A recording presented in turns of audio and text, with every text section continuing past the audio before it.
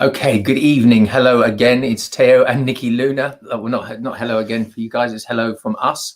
I'm just going to check that we are actually live this time because we've had a few technical gremlins in the works in the background. At the moment, we have got one person watching. Let's see here on the one person. Facebook. There's two people watching now, and if you can see us, please comment.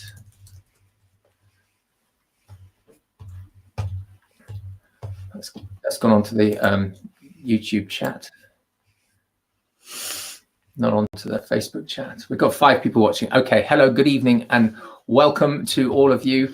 Thank you so much. Simon, can you see us? Would you just let us know in the chat if you can see us? Because that's be very helpful. Yeah, we're live. Fantastic. Thank you so much. So we had a few technical gremlins earlier, and we've sorted them. It went live on YouTube. It didn't go live on Facebook, which is obviously where the vast majority of it are watching. So for those of you that are joining us for the very first time, my name is Theo van Dort. I'm the executive producer. And my name's Nikki Luna. I'm the writer, producer, director of the film Time of the Sixth Son. Yeah, welcome. And we have our very good friend, Macartney, who is joining us this evening. Mac featured heavily in episode 6, The Grandfathers Speak, and also in Healing Our Ancestral Wounds. Mac, so lovely to have you with us. Thank you. Thank you, Theo. Very glad to be here. Oh, great stuff. Great stuff. So, Luna, where did you meet Mac for the first time? I met Mac in your living room several months ago. We had actually got to a stage where we had already finished the film and edited it and the documentary series, but we were so taken with you, Mac.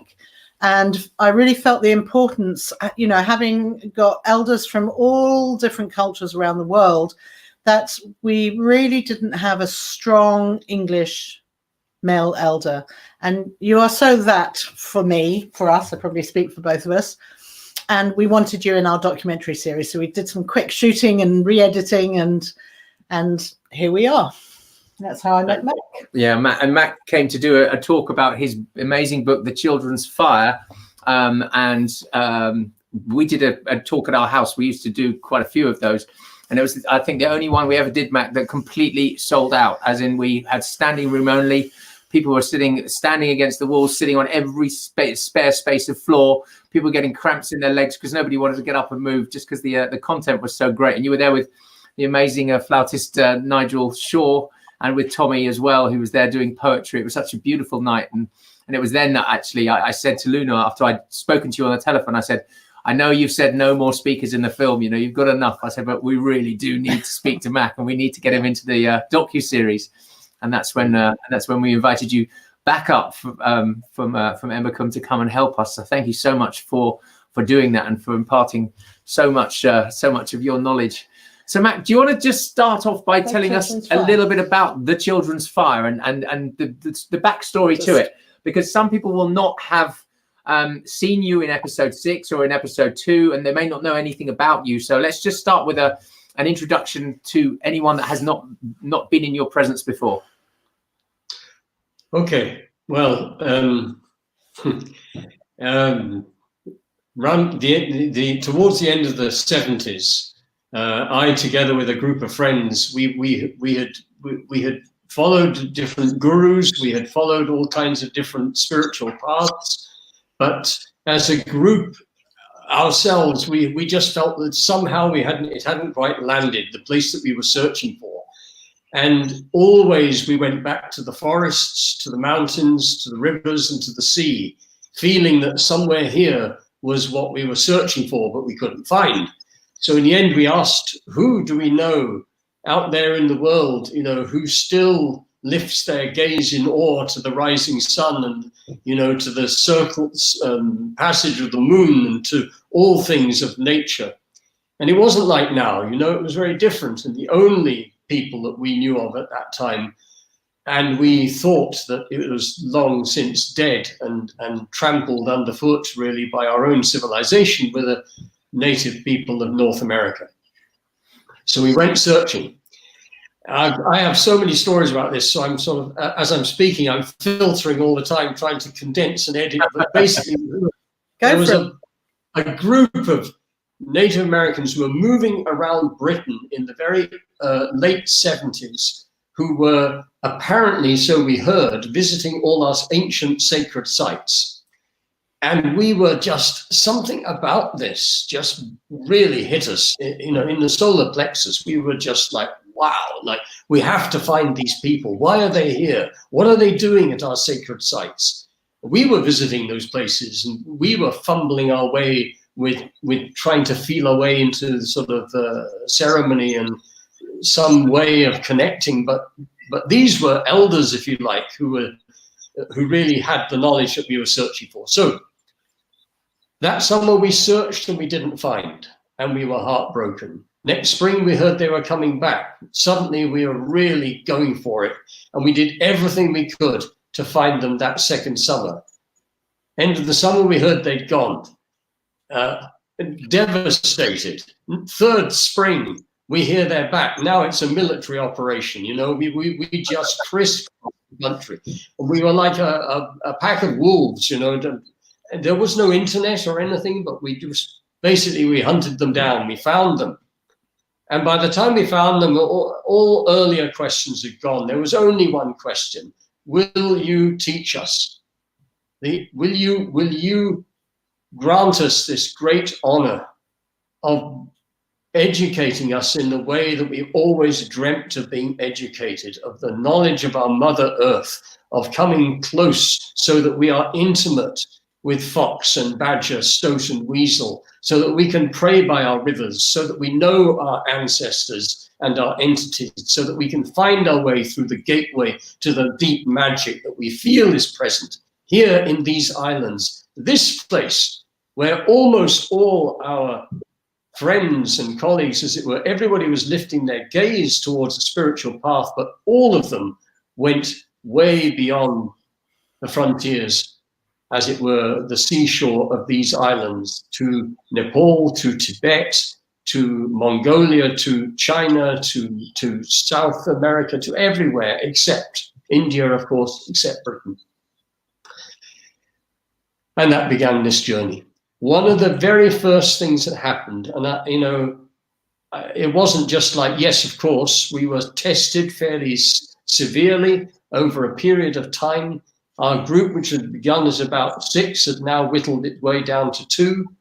We arrived on this land, and we found it intensely confronting.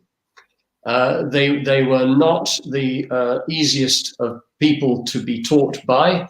They were very confronting, they were very direct, and they basically said, you know, we are only interested if you have the capacity to sustain and remain resilient and stick with this, because ultimately we're going to invest a lot. And if you can't, if you're not up for that journey, then it will be best to, you know, for you to leave. Anyway, we did sustain. And in one of the encounters, I was called to a council meeting in the forest one evening, and they gathered. And one of the things that they spoke to me was, Mac, we understand that you are an educated man. And so I was sort of faltering a little bit, and I said, well, you know, I went to school and I have been to college. And he said, yes, good. And you studied history? I said, no, I'm not sure about studied. I attended lessons. Right, okay, well, so we have one question to ask you, because we understand you are a person that loves our Mother Earth, so we ask you this question. Name your tribes. And I was just, name my tribes, my tribes? I have no tribes. So I said, no, you know, we don't have any tribes in Britain, and they just laughed at me, basically, scornfully, really, and it wasn't particularly kind laughter. And they said, Mac, you know, please, you know, surely you understand that if we peel back the layers of time and go back far enough, we will find a tribal indigenous people. Well, that was true in your country, and you had tribes and they had names, so name your tribes. And by this time, I'm beginning to feel tears trickling down my face. The thought that we had tribes is just filling me. I don't know. It was just wonderful feeling that we were once a people who revered our earth and stood for something more than the values upon which we stand now as a society. And then eventually, unable to speak one of those tribes, one of them stood and very just straight and direct between my eyes said, Ordovici, Coritani, Trinovantes, Atrebates, Brigantes, Jumnonii, Cornovii, went on and on, 20 of our tribes. And then they said, you were once an earth-honoring people. Your country was the repository of a wisdom that was thousands of years old. You were the Tibet then. You were the Tibet of then, you know, not like you. What's the word? You were the very center of a spiritual story and a spiritual tradition. And to you, people traveled hundreds and thousands of miles to learn. It doesn't matter how many ceremonies you do with this. It doesn't matter how many times you run to the sacred tree in this Earth Sundance ceremony. It doesn't matter how many times you go into the Inipi or how many times you go into the Kiva. In the end, you cannot be one of us because you are yourself.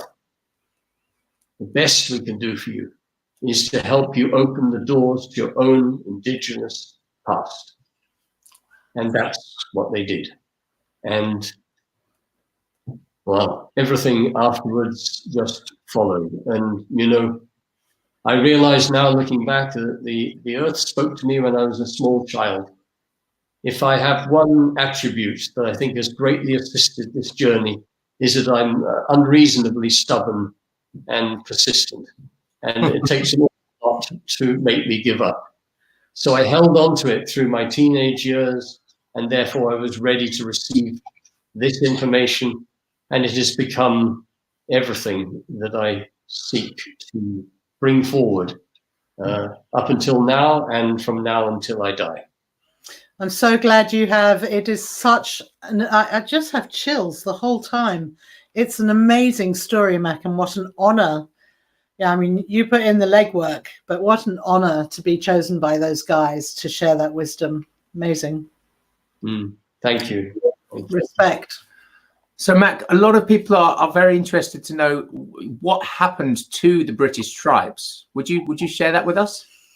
Yes, I mean, essentially, of course, we're going back now to that whole cusp before, you know, BC AD or BCE CE, you know, when our dating system begins, and in Britain, it was known that this new power was making its way slowly northwards, which was Rome, the Roman Empire.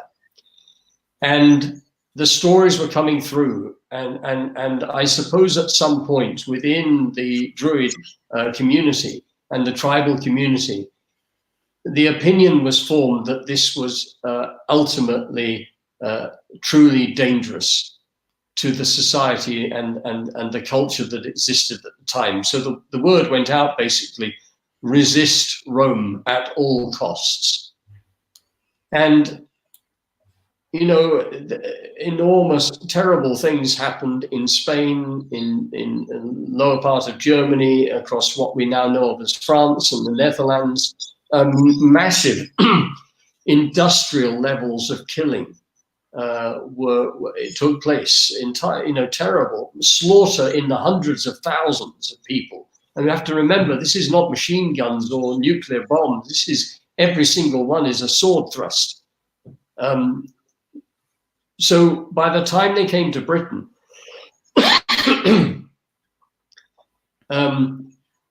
there was a resolute decision within the spiritual order that they must be resisted. Now, some of the tribes, as it were, decided to do business with the new arriving occupying force, but many didn't. A line basically from Exeter in the southwest up to Hull in the northeast was the sort of line between the appropriated world and the still wild world. And And then for decades, this battle was fought. It was the Wild West of North America. That's what it was. And ultimately, the then Roman emperor of the time ordered a real hard case guy called Suetonius Paulinus, who had been finishing off a rebellion in the Atlas Mountains of Morocco. He ordered him to come to Britain and there to basically march on the Isle of Mona, or now Anglesey, which was the Druid island. It was the temple school of this tradition. To march on it and then get in there and slaughter and wipe out and hunt down every single person they could that was within that group. That was known as Holy Island, or is it known now as Holy Island? One part of it is called Holy Island, yes, and it's full with dolmens and all kinds of. I mean, even before the Druids, it was a sacred place.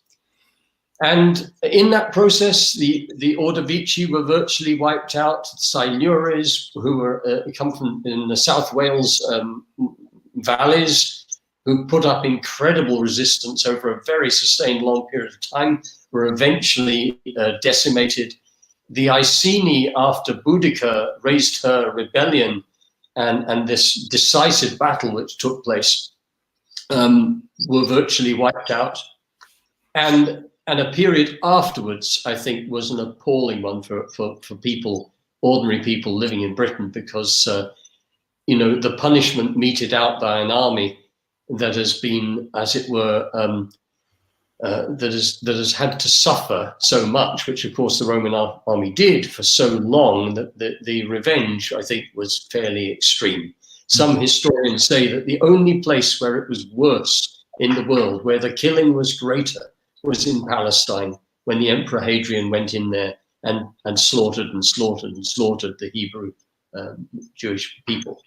So that's, then what are you left with? You're left with the story that the victors tell, and basically the entire history that existed prior to that was just diminished and dismissed as being worthless and nothing.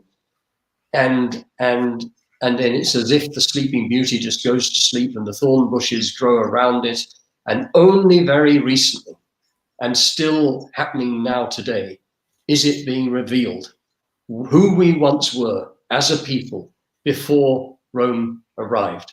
And the tragedy for me, apart from all the other things that we could list, is that in that period of history, we lost reverence for the earth.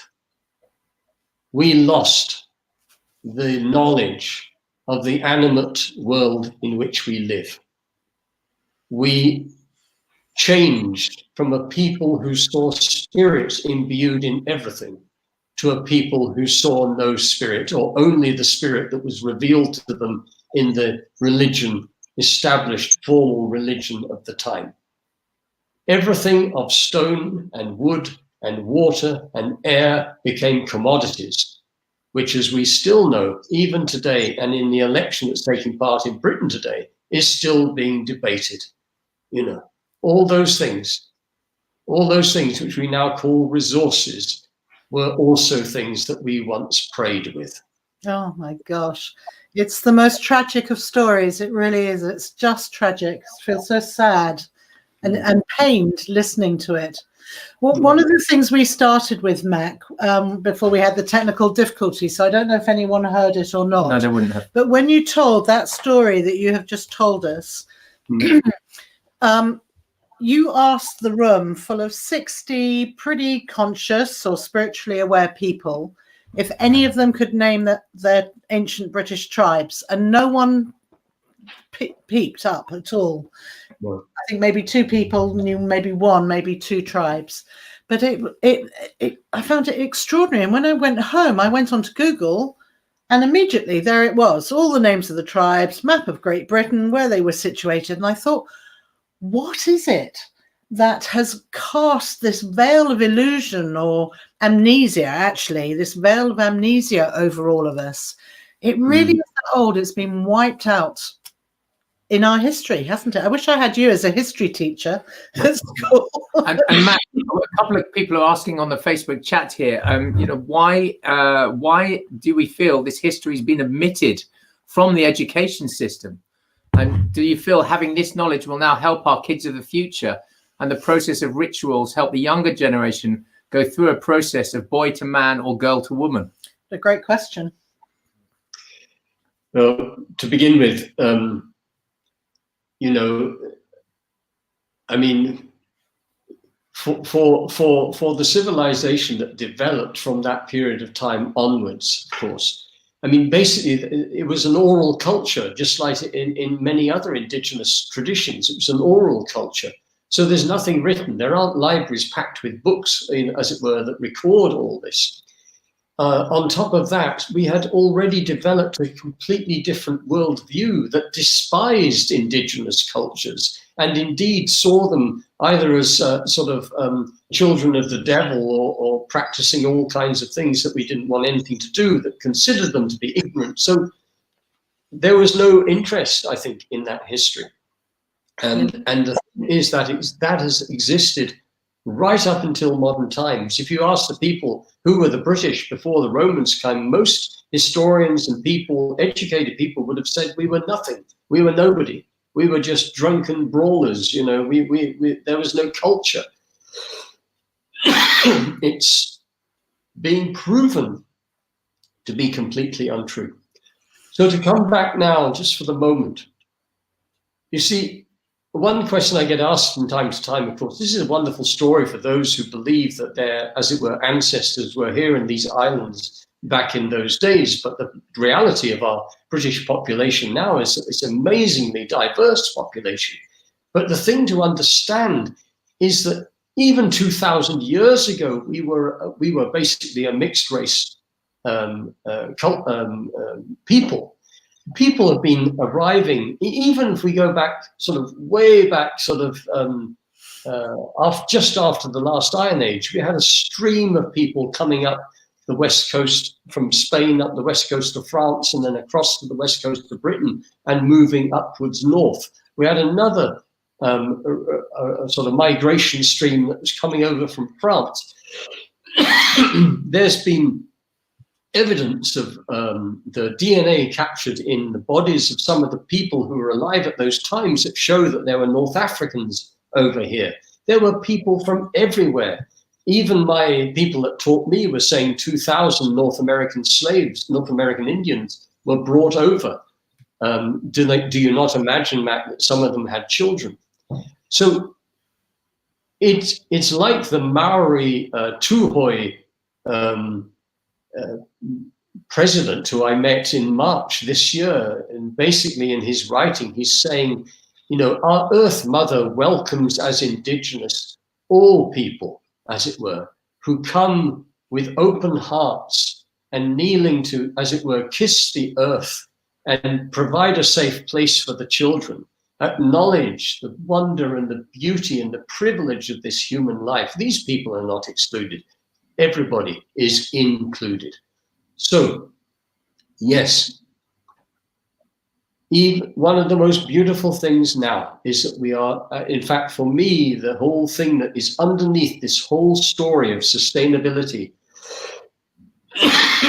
Extinction Rebellion, all kinds of other movements, consciousness movements, all kinds of movements with their different emphases in different ways, are bringing back a story that is ultimately a spiritual story. It's a sacred story. It's a story about coming home to who we really are as an earth people, coming home to our rivers and mountains and forests and deserts and sea everywhere around this world.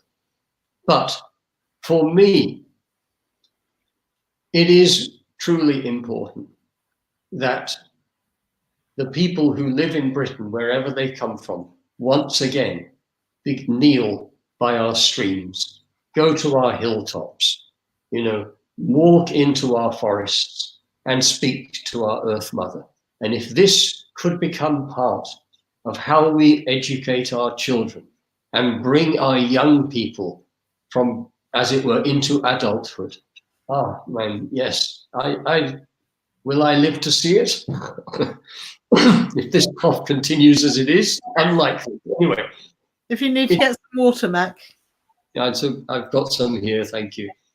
It's a beautiful thing, you know, it's an extraordinary thing. And we are walking in that direction. We are a people walking home, basically, to ourselves, to each other, and to our earth. Mac, you gave me, when I first heard you speak, you gave me the first time in my life where I've really understood why the British and particularly the Dutch did what they did around the world. Because it had never made sense to me before. And you were the key that suddenly made it go, oh, it's big brother bullying little brother, and then little brother going out and doing it to somebody else. What are your thoughts on that? Well, absolutely, yes. You see, I do believe that the trauma which we as a people took into ourselves in that period of time 2,000 years ago, when we were so dreadfully abused and broken, I believe we took it inside ourselves. And as sometimes happens, but not always, with the abused child, as it were, we later grew to a kind of mad, insane adulthood as a culture and exported it all around the world. And this doesn't excuse us. This is not some kind of apology for sort of saying, oh, it wasn't our fault, we should blame the Romans, because no doubt things happened to them, you know. It's just that, as in all these things, at some point you have to say it's enough, you know, and now it stops. And we have to turn and face these things and feel into them and shed whatever tears need to be shed, but eventually stand again and begin to describe a new story and a new picture which must have beauty at its center. I feel so tearful just listening to all of that. It feels very emotional. We're going to intersperse a few questions into you talking, Mac. Sure. One lady, Emma Clare, says, did we plant a fruit of the rose so that we would return and rejoice together again at this time? And the fruit of the rose, I don't know if you saw it in the film, but our narrator, guide and storyteller says, the fruit of the rose is that which we planted before we came into this earth walk, a reminder to wake us up at a certain time. So that which awakens us, which is really beautiful. And so Claire is asking, did we plant this fruit of the rose so we'd all come back together to remember this history and to turn it around? Which is a really beautiful thought, Emma. It's a very beautiful thought, Emma, and I would say that is one way of really making sense of this extraordinary story. I really appreciate it. And one thing I would like to add is those same people once said to me long time ago, they said, Mac, you are kneeling before all kinds of authorities that you have chosen to sort of submit yourself to. One of the things that terrifies us is your willingness to conform to these authorities. Kneel only to the rose. Kneel only to the rose. Wow. I bet that brings up a lot for a lot of people as well. That's very powerful. Yeah. Lorraine Mitchell says, this is what draws us so much to indigenous tribes that we have left. They reflect our ancient past and the old ways of being, our earth-based spirituality. And a lot of people I've heard say, I'm really jealous of the sort of various tribes who still know their roots, you know, generations back. And I can understand that sentiment. We have such a longing to belong and to know where we came from, really. Yes, we do. You know, but the thing is, where did all these traditions, where did their spirituality come from, as it were? Where, you know, it always began from the same place, from the rocks, from the mountains, from the sea, from nature, as it were, from the sky, from the sunsets. All this is still there for us. The trouble is we have been educated to believe or always hunger and hunt for the shortcut. But if you just let go of the shortcut and say, you know, this is so exciting. Throughout all of my life, I can move purposefully, open-heartedly, you know, towards these things. And I will develop practices that will sensitize me and bring me into conversation with these things. And our Mother Earth will, you know, another thing it was said, you take one step towards our Mother Earth and she will take 10 towards you. I have found this to be true, you know, so we can either be, as it were, depressed and sad about it, or we can think, wow, how exciting, you know, a blank page, you know, me and the river. I can do this. The river will speak to me. I have to take time and I have to learn, and I'll make mistakes and I'll get upset and stamp my foot and have a tantrum and get angry and burst into tears, and then I have to come back again and I will find my way. Mac, can you share some practical ways that you do this?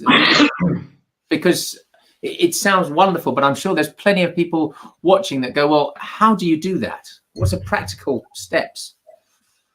Well, you know, I'm going through this with my little boy right now. So, you know, at this rather late stage in my life, I have a little 2-year-old boy who, and I'm his dad.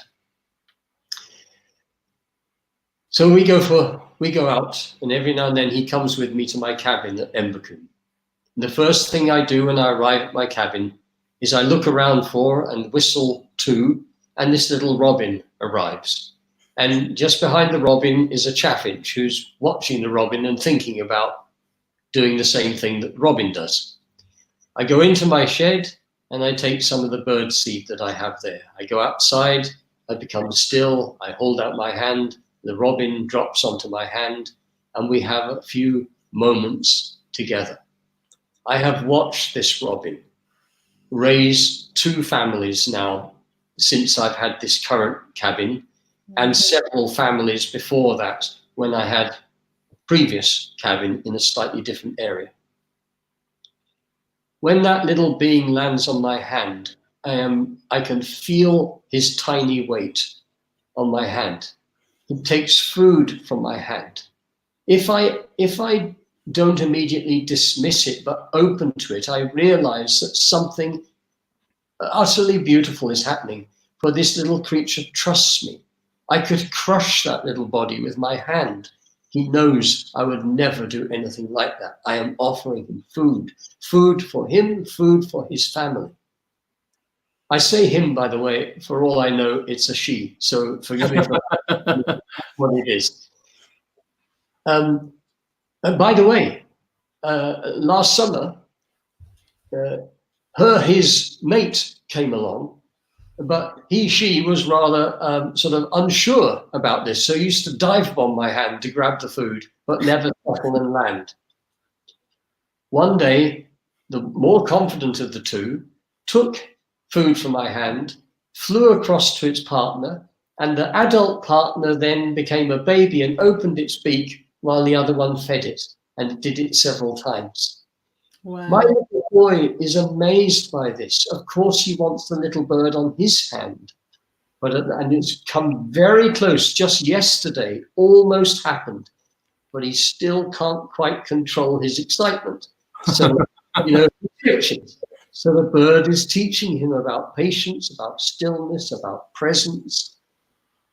This, for me, the feeding of the birds every day is I am giving food to those birds, not just the robins, but the others. But what I am really doing is I am bringing my heart to our Mother Earth. I am giving something. It's a ceremony, you see. There is so much in our lives that if we shift one tiny degree to the side, we turn it from a habit or a hobby or something to a ceremony. Our gardens are places of prayer if we wish them to be. There we join the alchemy of sun, of water, of earth, of air. There we deeply fold ourselves. We are not gardeners. We are being gardened by the earth and the plants and the trees and everything that's around us. We can turn this into a most extraordinary ceremony if we only choose to. And just to finish on this also, so when we go off for walks, my wife, me, my little boy, we also take a little bag of food and we look for mouse holes. And when we find mouse holes in the woods where wood mice live, we leave a little pile of this by the side of the hole. And my little boy and I call down to the mice below to let them know that it's there, and we try and describe what we're leaving for them. And we have these wonderful conversations, my little boy shouting out random things and suggesting that we need chocolate as well and whatever else. And he's got this habit of not being happy with making a little fountain. He likes stuffing the food down the hole, which I'm not sure is. But the thing is, it's taking him into the mystery and the wonder. And when we get home, we pretend to be little mice all curled up in the warmth together, and how exciting it would be to suddenly find somebody had left food. I'm majoring on this because I just feel that it's this simplicity, the ordinariness. We do not have to immediately think of shamans and ancient ceremonies. We have multiple opportunities to meet our ordinary everyday lives in tender and beautiful ways. Oh gosh, that's just so beautiful. Our gardens are our temples. Nature is our temple. Yes, yes, yes. Yeah. I'm going to just read out a couple of questions because they're all saying a similar thing, but it's just so people feel heard. Michelle Jones says, how can we go about tracing our original tribe, please? Well, the internet is a great source. What would you... there's a couple more. B. Myers says, just as Aboriginal history in Australia was omitted from the education system until recently.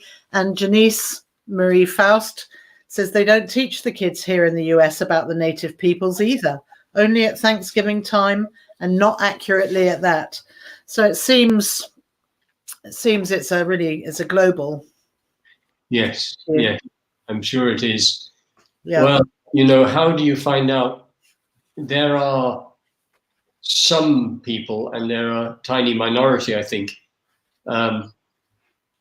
are able to dig up evidence that would suggest that their family have been located in one very small, as it were, area. And you can match that against the tribal areas that you can find on the internet, and you can get a sense. But really and truly, it would be almost impossible to really know for certain which tribe that was. So, by the way, not entirely impossible. So it wasn't that long ago since they found this body, which had been, as it were, sort of semi-mummified in one of the caves in Cheddar Gorge, which was thousands of years old, much older than 2,000 years ago, during Paleolithic times. And they managed to get enough DNA, and they suddenly thought, I wonder if anybody living locally still has the DNA of this person who lives multiple thousands of years ago. Wow. They found one person, a school teacher living about 3 miles from the cave. Wow. That is extraordinary. Yes. Just for our international viewers, Mac, explain what Cheddar Gorge is, please. Yes, so Cheddar Gorge is a series of limestone underground caverns and tunnels and caves that has existed, of course, I don't know, for millennia, and many of them were inhabited during Stone Age times. And so, you know, they're amongst all the flint knappings and the animal bones of times past, that's where they found this body. So, but lastly, every few years I go back to where I was born, in Malvern, the Malvern Hills in the West Midlands, near the Welsh border. And I just sort of try and soften myself, and I go into that place and I just try and feel into it.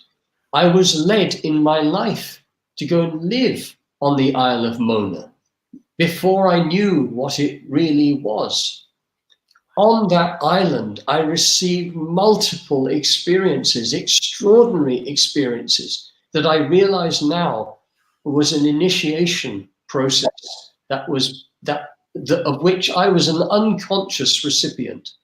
I mean, when I say extraordinary things, for instance, being visited by a ex-special forces soldier who was a mercenary, who was training ETA, all right, terrorist forces, as it were, in Basque Country, a serious military guy, ex-military, who is now earning his living doing it. He visited me on Anglesey, the Isle of Mona, because he's plagued with dreams that he's a Roman soldier, legionnaire. The same dream every night. He's being hunted by the tribal trackers. Every dream finishes with the sword coming down. And he knows in his blood that in this life he has come back to the place of that original trauma. And there's me living on the Isle of Mona, learning from Native Americans about in ceremonies and everything. And so we work in ceremony to try to assist him move through this and be released from this. Jerry is no longer alive.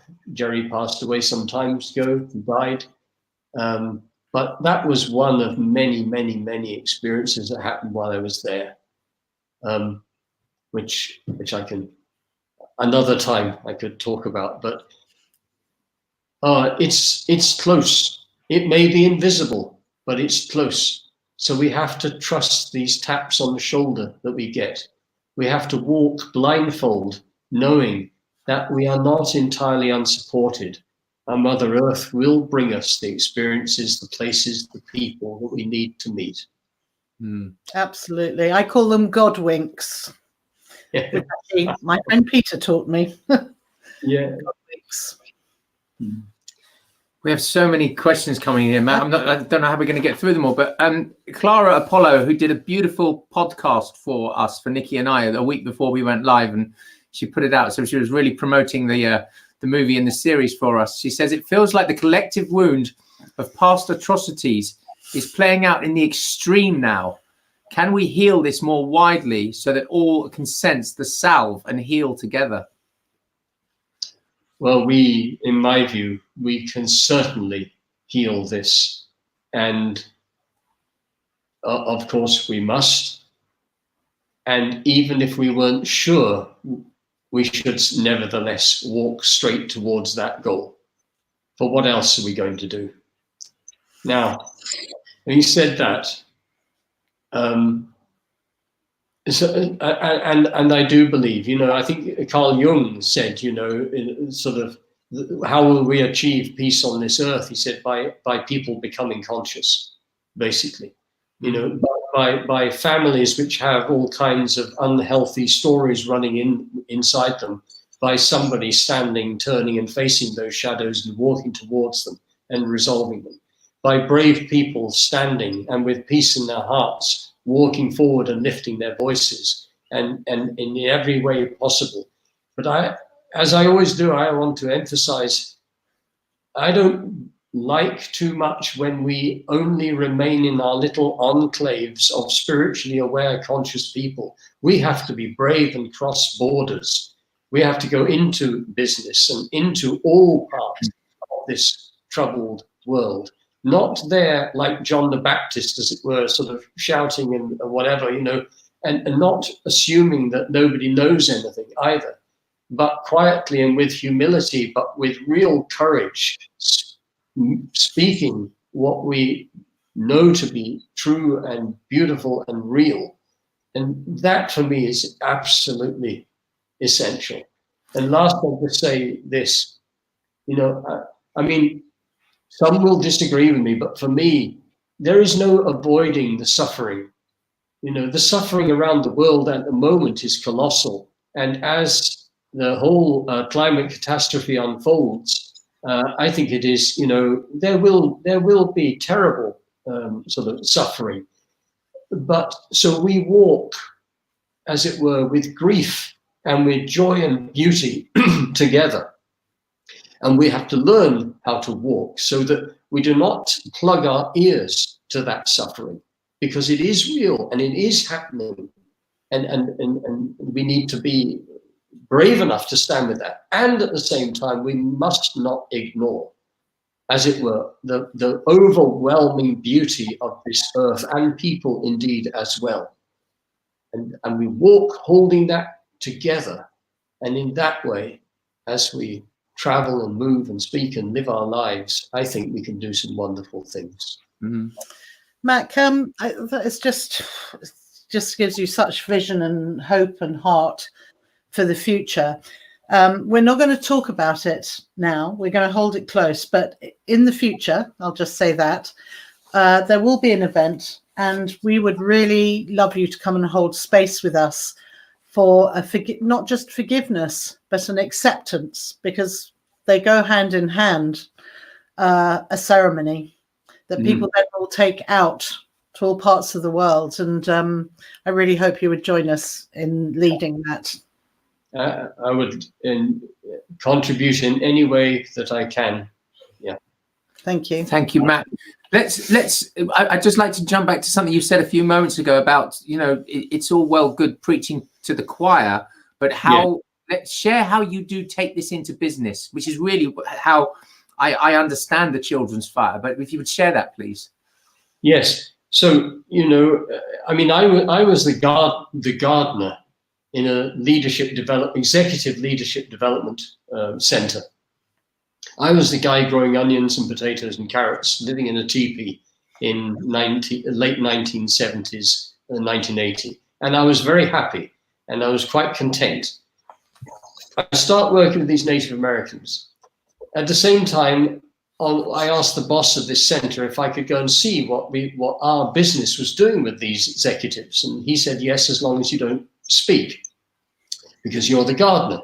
And Sainsbury's, as it was at the time, execs are not interested in what the gardener's got to say about leadership. And I said, that's cool. I just want to watch. A fight broke out that day between two Sainsbury's executives. I'm one of the very few people on this earth who's witnessed such a thing.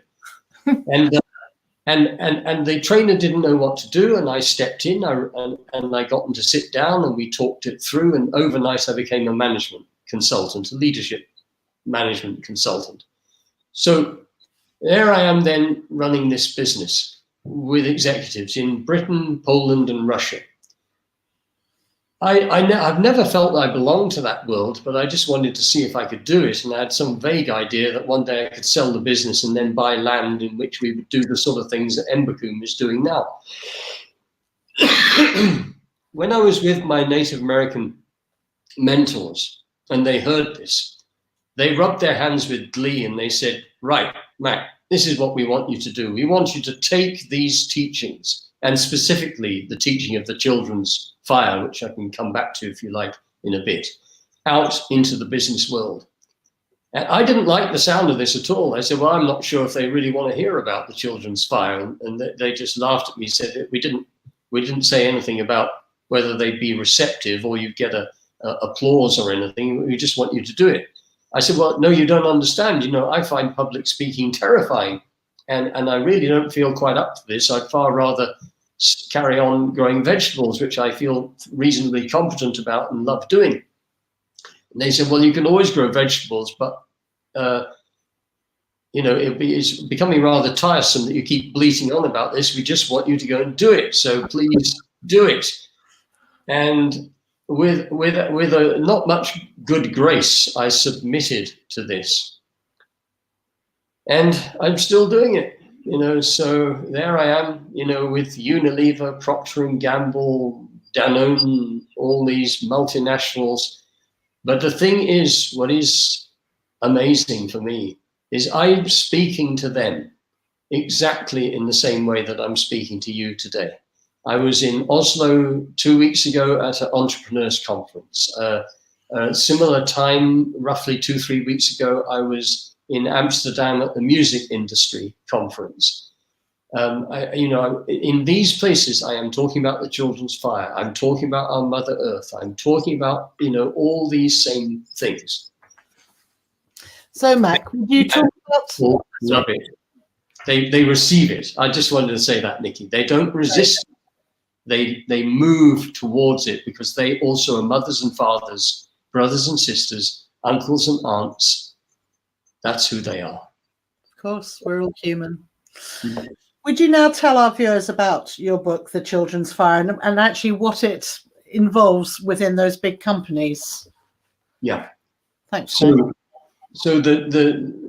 first of all, The Children's Fire.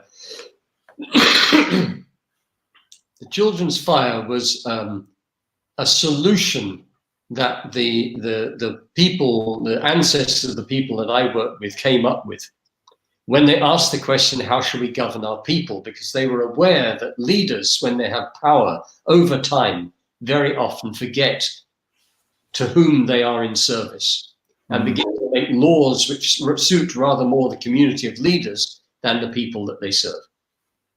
So the decision was made to kindle a little fire in the middle of the council of chiefs, men and women who took their seats, to remind the chiefs of the first law. No law, no decision, no action, nothing of any kind will be permitted to go out from this circle of chiefs that will harm the children. And the chiefs had to sit with that, and every decision that came out of that council had to be tested. Will this, and does it have any, is there any possibility that this will in some way undermine the future of our children? Not just human children, but the young of all kind. And it doesn't take much to realize that if we imported this into our boardrooms of businesses, into our governments, into our schools, religions, and everywhere, what an impact that would make. So they said, we believe that something like the Children's Fire, it would have existed in Britain, because you were an earth-honoring people. It wouldn't necessarily have been the Children's Fire, but it would have been that kind of mind worldview. And that's basically what I'm speaking to in business. But the book is this, basically one day I thought, 2,000 years ago, people traveled from all parts of Britain and beyond to the Isle of Anglesey, traveling by foot, by horse, and they would have gone with gifts, and there they would have perhaps stayed and learnt. Those people were lain down upon the earth, as it were, in all the battles that took place. And in the minds of the Romans, they were a defeated people. What if 2,000 years later, a man teetering on the edge of being elderly, and from late middle age, what if he walked again that journey, carrying an Iceni chariot ring dated to AD 60 when Boudica held her final battle? What if that man walked, or that person, human, walked, singing the songs of seeking to sing the songs of that once resonated in the valleys of this land, navigating by the stars and the sun, so not carrying a map or a compass, sleeping under the stars, so no tent or anything like that, but just being under the stars, traveling in January, deep in the winter time, in the dreaming time, so that I get as close as I could to the dreams. Only eating wild food that I prepared prior to the journey, and all the time walking, as it were, backwards in time to try to reconnect and touch the outstretched hands of those ancestors and say, we are a people rising again. We have not forgotten. There are people beginning to pray again with the rivers and at the springs and in the mountains. We are a standing people. And so that's what I did. I walked to Mona in the winter of 2009, and there on the seashore, I left my final prayers under a gathering of ravens. And, There were times when I wished I'd done it when I was rather younger, and it did tax me. It went down to -15 in Mid Wales at that year. And yeah, it was quite hard, but oh my God, my soul was just. And that's what the story written in your book.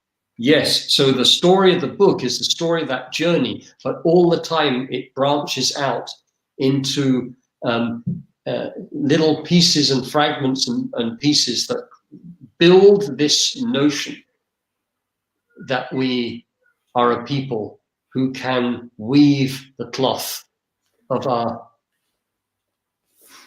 way of living this life in the 20th century in a way that Earth once again. You are inspiring so many people here tonight, Mac, honestly. Emma Claire again, she says, are the huge corporations listening to you and instigating change yet, Mac? Good question, Claire. Emma? Of course, the way it works is that individuals do, and many don't. But the thing is, they keep asking me back. So I sit on the advisory board of Danone in North America. And when they invited me to join that group, I said, why, if you know, I'm honored to be asked, but why would you want me there? And also, have you done your research? Do you know who you're inviting? Have you seen what I talk about? They said, yes, we have. And it's exactly because you speak as you speak that we are inviting you. And to further help you believe that we are serious, Rose Macario, who's the chief exec of Patagonia, which is an organization that's been making a heroic stand, to try and protect wild places around this earth, is the chair of that advisory committee. And wow. Anyone who knows anything about Rose Macario knows that you do not invite her into your organization if you don't mean business in terms of honoring our earth. So I would say yes, but not, obviously, you win some, you lose some, but I never think of it that way. I just think one step following another step. And if I was to compare now with 20 years ago, my goodness, yes, there's a vastly raised awareness than ever existed any time previously. And action, I should say, to follow it. Yes. Well, those are the hearts where we need to plant seeds for sure. It's the heads of industry. Yeah. Corporations. Yes. I remember when you came to our house, Mac, and Tommy read the most beautiful poem, which is just before chapter 2 in your book, the Hidden Treasure poem. And I'd like people to know that it's not just words in here.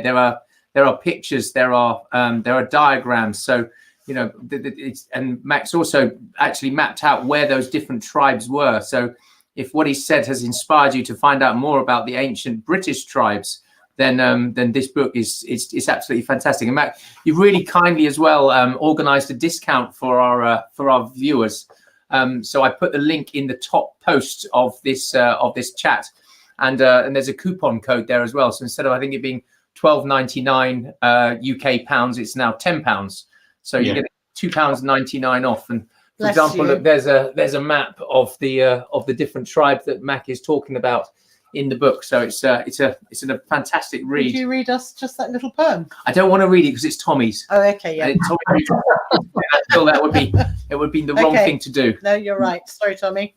But I should if I can just mention as well, the valley, the cradle within which the idea of this ceremonial walk took place is Embecombe. And Embecombe, it was working in business that one day led to me working with this particular business for 5 years, and they sold the company to Warren Buffett. And afterwards, the owners came to me and said, "We want to thank you." And I said, and they said, "Do you have a dream?" And I said, "Yes, it's a valley where we can attempt to rediscover what it means to be human." And he said, "Well, what do you need?" And I said, "I need the valley." And he pulled out his checkbook and he wrote the check that bought acres to south of it, well, now you can live that dream. So that valley. What's happening? So just one moment, Mac. Is it the signal? I don't think it's us. I think it might be Max. Yeah. Could somebody let us know in the comments if you can still hear us or if you just can't hear Mac? Because I think Mac has frozen, and I don't know whether that's all for all of us, whether we've all frozen or whether it's just Mac that's frozen. So I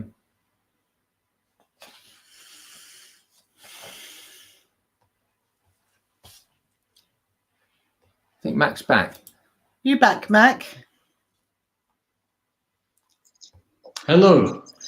I think you are back in the house. I think your internet connection dropped there for a few seconds, Mac.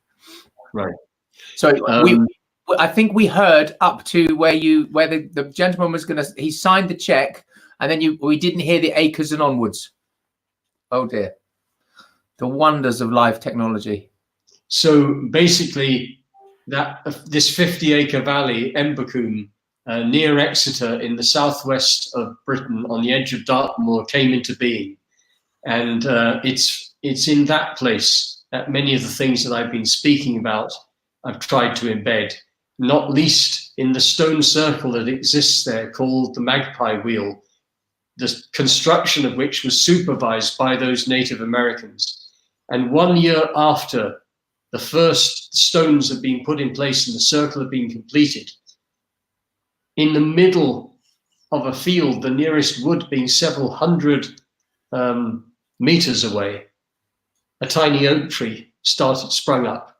Now we have nearly 200 oak trees, none of which were planted by people, that surround that circle.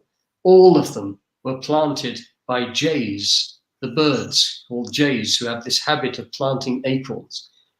Our stone circle, once again, just like 2,000 years ago, has an oak grove that is growing around it and holding it. For me, that is one of the most amazing and extraordinary and beautiful things. How beautiful. It's almost like they're the guardians of the circle. Yeah, really. Yeah. And what sort of events do you hold at Embecombe, Mac? All asking, do you run workshops, and can people come and meet you live? Yeah, yes, if they don't leave it too long. Sorry, a joke in bad taste, perhaps. Anyway, yeah.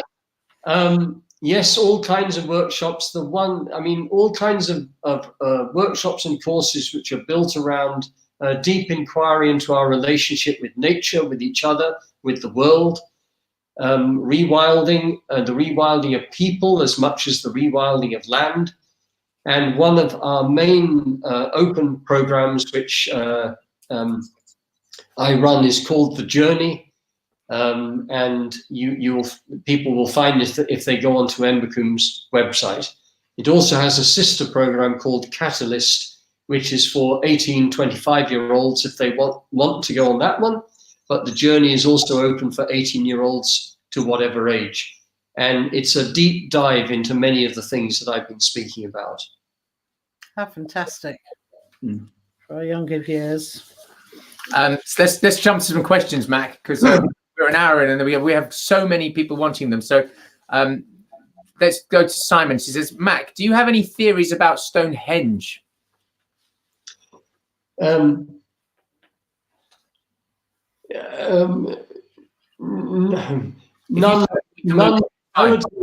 worth really speaking about. No.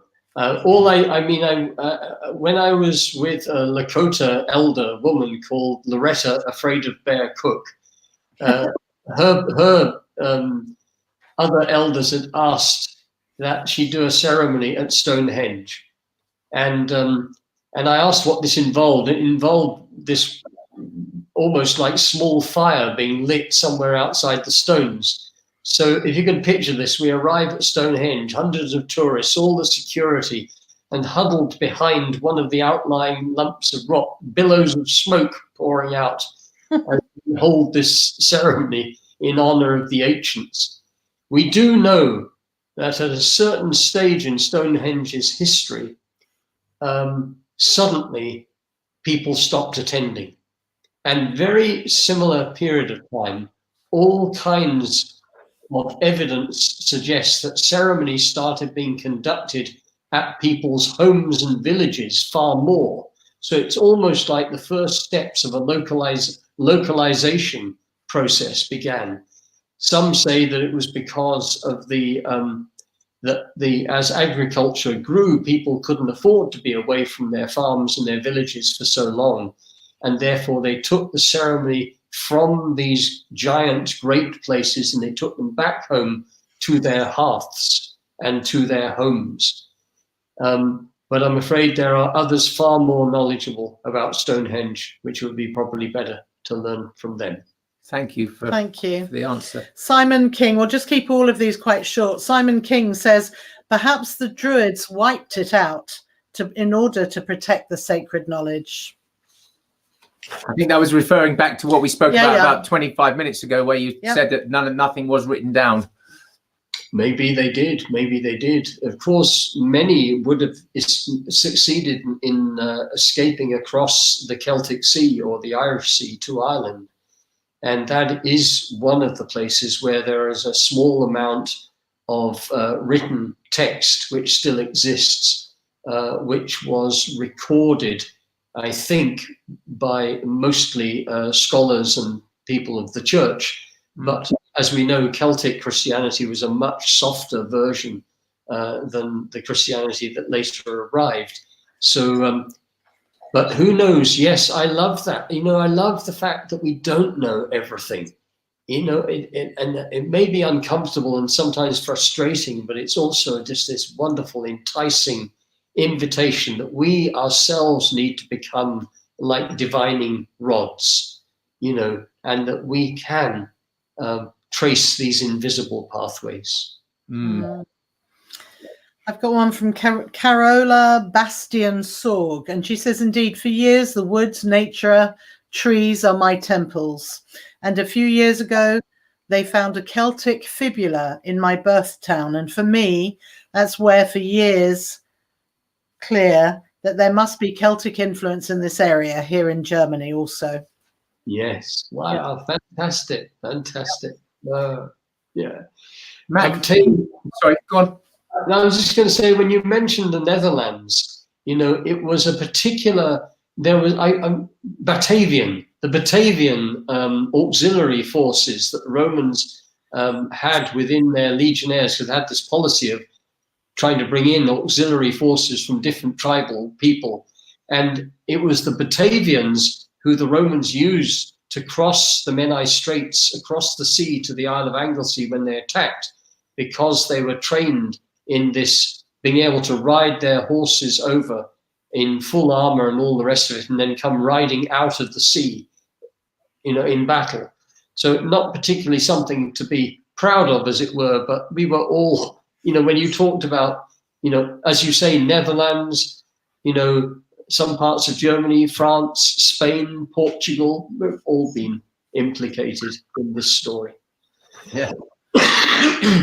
Very much. Now, B sent this right earlier. This is B in Australia, and it's a very long post, so I'm just going to shorten it. She basically says, I've got a really bold idea to take the children's fire to the corporate businesses that I work for in Australia and have them sign the pledge to having their business model to take care of the children.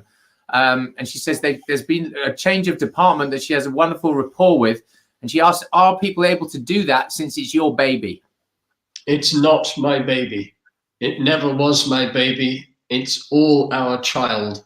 And every person that chooses somehow to hold that baby in their arms and walk forward as a firekeeper of the children's fire, in my view, is someone whom we should deeply respect. So I absolutely love the fact that you're considering it, and you certainly don't need permission from me. But you has your blessing. And is there anything that so that it doesn't, the message doesn't get distorted? Can people contact you about that before they go ahead, so that you're in alignment? Yes, absolutely. Many do. I've got people from all over the world contacting me about various ways in which they're bringing the children's fire locally, their communities, to business. Yes, absolutely they can, and I'll be only too happy to help any way that I can. Thank you, Mac. Thank you, Mac. Harry Downer, who is very well known to us because he's been helping us with all of our fantastic posting on Instagram and just helping us throughout this launch, has just basically handed in his notice and said, Mac, this is so fascinating. Do you need an assistant? No, Harry, Mac doesn't need an assistant. We need you. There's a couple of people here talking about looking for their roots. Gwendolyn Jensen, she says, is there somewhere I can find out what tribe would have occupied Portsea Island, Hampshire? And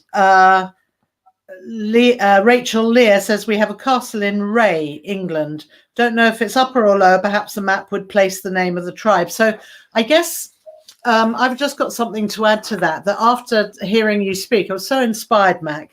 And I had a couple of DNA tests done. So I've been looking at my Slavic roots and background. My mother was born in Germany.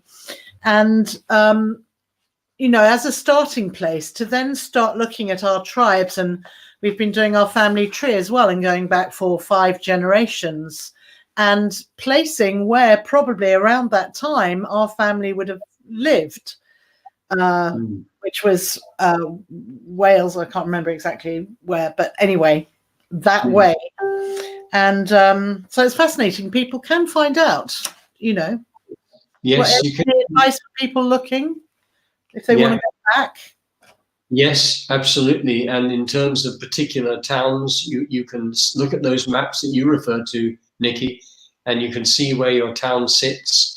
And then, because the science of modern archaeology is moving ahead all the time, last year I visited an estate in Leicestershire, where the guy who owns the estate knows or has the remains of a Koritani village on his land. And you can still see, you can still see the raised platforms where the roundhouses stood and how they contoured the river to create fish traps for the fish. And literally a few hundred meters away is a Roman encampment. So it seems likely that they were probably been existing at the same time. So I think that as years move on and as science also progresses, this is one of those areas where we will find out more and more and more as time moves on. Wonderful. Thank you. Thank you.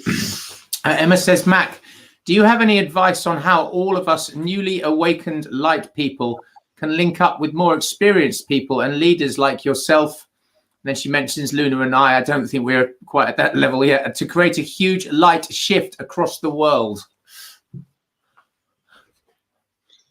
Well, I think that what you're doing with this movie, Nikki and Theo, I think that what every songwriter does when they create a song that puts music out that tells some kind of similar story. I think that every storyteller and every one of us, I mean, you are, if I can use you as an example, you are connecting thousands of people to this in this same way. And through your process, I'm being connected with many, many people. So there are ways in which we can connect. Of course, to make that more, to connect on a more, as it were, physical level and actually meet and things like that. To some extent, this is possible, as in the courses at Embecombe and everything and things of that kind. But it's a little bit like, at a certain stage, I feel we do need to connect, and we need to know that we're not alone. But we also need to trust that we have the resources and the what we need to step out in our own local environment. So I feel this is very important. So you know, I love going back to the valley, and there I spend time with in the stone circle, in the forest, and in the general landscape of Devon. It nourishes me and feeds me. But I'm constantly out alone, as it were, in different parts of the world, amongst people that I've never met before. But I always then find ways to connect with the land of those places and to make my offerings to the deities, if you like, of those particular places and the people when I can meet them, of the original people of those lands.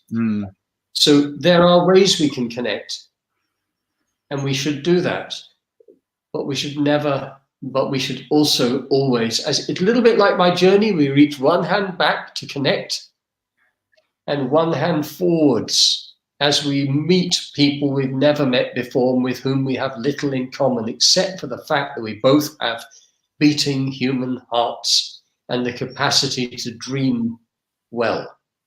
Beautiful. I mean, we've always said, and I've said right from the beginning, you know, if this film can plant seeds and open hearts and start conversations in every living room in the country as they watch the film and the series, then really our job is done. But I think we've come to realize that it's a much more than just a film. That was just the launching board. And Tay and I have got some really great ideas for the next couple of years, and involving the group and taking everyone with. So we will be talking with you, Mac, about that. Very exciting times. It was interesting what you just said, Mac, about introducing yourself to the land, because when Nikki and I went to Australia in 2017 to film the final scenes of the movie and the gathering, the rainbow gathering at the end, and when we filmed Gary Simon Jagamara, it was very important that they gave us a welcome to country ceremony. Welcome to country. And Yukwala said the other evening in one of our Facebook lives that whenever he travels to anywhere else in the world that is not his homeland, the first thing he will do is he will go and introduce himself to the land. He said that's exactly that, you know. And I was listening. It was I love how spirit works. But I've got the audio of Time of the Sixth Sun docu-series on my phone. And I got into my car today, and my iPhone just does this random thing where it'll just play whatever's next. So sometimes I'll get my kid's Crazy Frog song, or sometimes I'll get Time of the Sixth Sun. And today, Time of the Sixth Sun episode 6 started with you, with your story about Name My Tribes. And I was like, hold on a minute, of all of the tracks in there, and that just randomly plays today. And then today on the way here, and then I heard you say, that we have forgotten that we were once an earth-loving people. Yeah. Oh, you know, that's why when I went to New Zealand, I asked to meet with one of the Maori tribes, and got the invitation to meet with the Tuhoi, and because I needed to meet with those people and acknowledge the fact that I was coming onto their land. I had also made prayers specifically with the land of New Zealand, but I wanted to meet the people as well there. And I brought with me a wooden flute that Nigel Shaw had made on Dartmoor as a gift from me, from Tommy, and from Nigel. And of course, the Maori have this wonderful thing of exchanging breath when we bring the forehead and nose together. So the flute was our way of exchanging the breath of the sort of beautiful land of Britain to the beautiful land of New Zealand, and that our peoples could come together. And it was as all meetings with Indigenous people often are, it was both challenging and actually really wonderful. And we left as new friends. That's the Hungi? Is it also introducing where your ancestors meet each other? I think it is, but again, I cannot speak too authoritatively about it. I don't know. That was also very interesting when Yukwala, bless him, when we launched the movie for the very first time on the 24th of April this year, on the 22nd of April, we did a premiere for the cast and crew just in our local village hall. But there was about 150, 160 people turned up, and Yukwala was there. And he said, when you hug somebody, it's important that you hug the opposite side that you usually would. So if you imagine you're going left ear to left ear, and he said, and the reason you do that is because then you're actually going heart to heart, which I'd heard before. But he said, but on an ethereal level, he said it's so your ancestors get to meet for just a fleeting moment. He said it's when your ancestors meet your ancestors. And so ever since then, I always hug people the other way, and it's quite difficult because people are always going that way. So you almost end up kissing them. And then You sort of dive that way and then give them the hug, and then I explain. I said, "This is so our ancestors get to meet," and it's wonderful. It's lovely. So a little synchronicity today. Kate has beautifully handed me a note saying that today is International Children's Day. Who told us that? Whoa. Natalie. Natalie, Blue Raven, Ruby Hill. Thank you, Natalie, for sharing. Yes. National Children's Day. Well done, Natalie. It's wonderful. God wink. Wonderful. Yeah. Another one. Pete is asking, Mac, is what happened to the tribes covered in your book, The Children's Fire, or would you recommend some other reading? It is in part. I mean, that book of mine it's not really a history book. You know, it's a book about an inquiry into a new relationship with life and living, now interspersed with pieces of history. The trouble with there are all kinds of books, which maybe, I mean, I don't know whether this would work, but I could send to you the titles of some books, which I think would be helpful. I don't know if that could then be disseminated out to anyone who is interested. That would be wonderful. Yeah. You could just comment in this Facebook feed later, and you can just add it in there, and then people get it directly from you. Okay. For those people that enjoy novels, Manda Scott's novels, the Boudica Dreaming series, of which there's 4 books. And when I first came across those novels, I looked at them and I thought, whoever wrote these books is not just a novelist. This person really feels it. And Manda was at Embecombe just last week at the Spirit of Activism program. And absolutely, yes, she is trained in depth in dreaming. And those books were written through a particular incident that happened that sparked her knowing that the ancestors were tapping her on the shoulder and asking her to tell a different story, a more true story of our people. So those books, even though they are novels, are packed with the information that she researched around who we once were as a people. Lovely. Pete Fillery says, wonderful to listen to you tonight, Mac. And it's gone. That's because the comments are coming in so fast. So many comments. Pete Fillery says, wonderful to listen to you tonight, Mac. A truly magical, enlightening and uplifting gift. Thank you. Love and respect always. There are so many comments. Loving it. Beautiful. Heart. Yes, yes, yes. Some really lovely comments. Mac, what's one thing if people could take away from this Facebook Live that we've done tonight? What's one thing that you would love people to take away that they could take into their everyday lives? Feed the birds.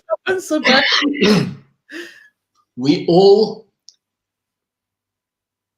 in general, most of us, do not consider ourselves ready or fully resourced, fluent enough, intelligent enough, beautiful enough, wealthy enough, or any endless other stories that tend to make us look to others to be our chiefs and whole standard bearers. You know, I really do believe this is the time when we learn from others and we respect others and everything, but this is the time to be our own self-leaders. So everybody that's heard this, our earth invites you to become a carrier of the children's fire. You know, that's why that question that came, is that okay, is so important. Our earth invites us to be chiefs. And we do not need to dress in any manner that makes us look different from others. We simply need to hold ourselves in a different way. We need to always practice bringing deep peacefulness into ourselves as much as we can. We do need to be brave enough, as was mentioned in the film, to stand and look and walk into those shadow aspects of ourselves so that we may become more whole. In the end, it is only, I think, by countless thousands of people choosing to be brave in the few years that we have and work towards taking the Children's Fire or things like the Children's Fire all round this world into every single part of it, that we will find our way to this new way of living and relationship. Wow. Thank It you, really is a time of stand up, sweet warriors, isn't it? Yeah. A friend of mine told me an expression. He said, imperfect action is better than perfect inaction. Yes, absolutely. Really is. Yeah. Otherwise, I would never do anything. Totally. Mac, thank you so much. So let's just give the Children's Fire one last mention. So this is Mac's book. This is the story of his pilgrimage across the United Kingdom in 2009. Mentions the different tribes. He's got the link is in the post right at the top, but I'm sure Kate will put it in the comments again. He's arranged for you guys to get £3 off it.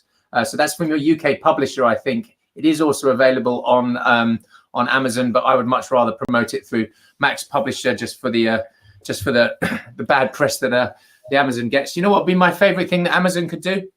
What's that? Buy the Amazon.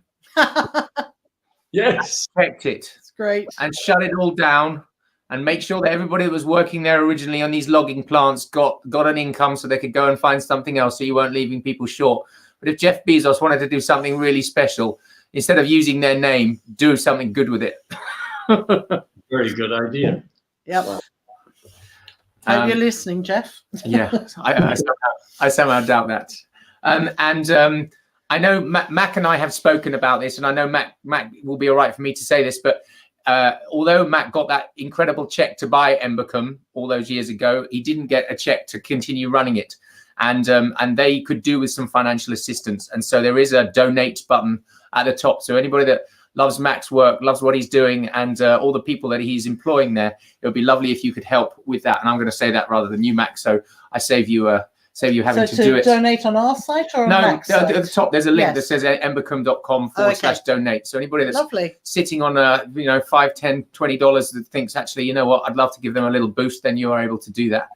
And thank you, Mac, for being with us tonight. Thank you for sharing your gifts. Thank you for the stories you tell. And thank you also. I've been to several festivals this year where you turn up unpaid as a volunteer to share this story, just to keep this message going out there.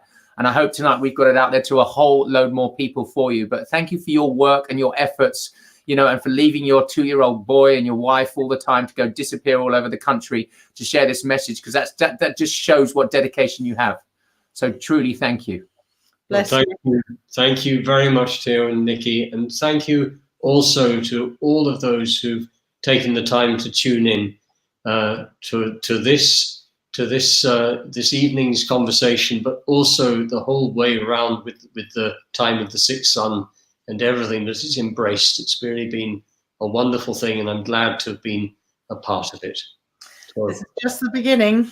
This is just the beginning. Yeah, absolutely. Blessings. Thank you so much, Mac. So those of you that have joined us this week, we are going to be live again next week on Wednesday, same time, 9 p.m, hopefully without the technical glitches in the beginning. And we're going to be joined by Caroline Carey, shamanic practitioner, medicine woman. She does amazing work. So I'll leave it to her to explain her work, what she does. And a lot of she was a speaker in the film. She's a speaker in the film. She talks about the shadow side. She's the beautiful blonde lady that dances on the cliffs in the scene with the grandmother. And she's also she's just an incredible movement medicine teacher, and she has so much wisdom to share with us. So she will be here live next Wednesday in this group, and then that's going to be the last live chat that we do in the group. And then after that, we're going to be moving into a private area where you'll be able to access the weekly live webinars that Nikki and I are going to do, continued week after week after week, with a little break for Christmas and New Year. But only for those who've bought the package. But for those that purchase and support us with that circle of giving and receiving by either getting the digital package or the physical package. The details are all over the website. I'm not going to go into it. You can find out all you need there. But with that, to finish, Mac, thank you. It's been beautiful to have you with us. And thank you for giving up your evening and sharing such wisdom with our tribe. Thank you. Take care. Bye-bye. Good night. See you next week. Bye-bye. Bye-bye.